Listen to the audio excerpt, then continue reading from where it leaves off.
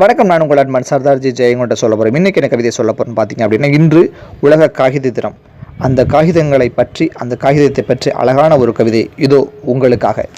மரங்கள் மனிதனுக்கு தந்த வரம் காகிதம், அகிலத்திற்கு கிடைத்த அற்புதம் காகிதம், மனித இனத்தை முன்னுக்கு தள்ளியது காகிதம். மனித கண்டுபிடிப்புகளில் ஆரோக்கியமான கண்டுபிடிப்பு காகிதம். ஜீவித்து கொண்டே இருக்கும் சிந்தனை சேமிப்பு கிடங்கு காகிதம். எழுத்துலகம் கடந்து வந்த பாதையில் நவீன புத்திரன் காகிதம். காலம் மாறலாம், கருத்துக்கள் மாறலாம், காகிதத்தின் தேவை சேவை மாறாது. எழுத படிக்க தெரிந்தவர்கள் எல்லோரும் நன்றி சொல்ல வேண்டும் காகிதத்திற்கு. கிழித்தெறியும் காகிதம் உண்டு, பொக்கிஷமாய் பத்திரப்படுத்தும் காகிதமும் உண்டு.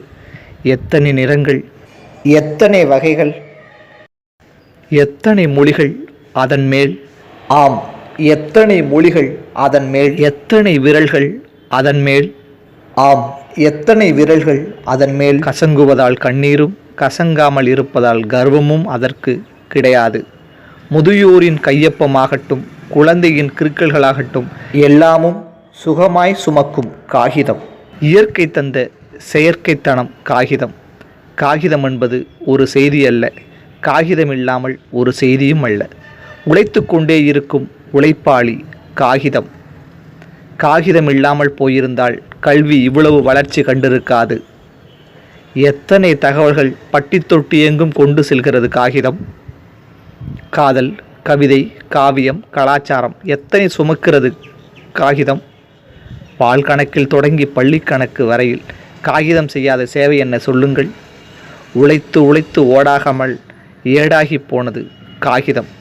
நம்மை சுற்றி இருக்கும் அநேக அவசிய பொருள்கள் காகிதம்.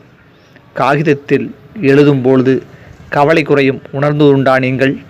காகிதத்தில் எழுதும்பொழுது வார்த்தைகள் சுரக்கும், உணர்ந்தது உண்டா நீங்கள்.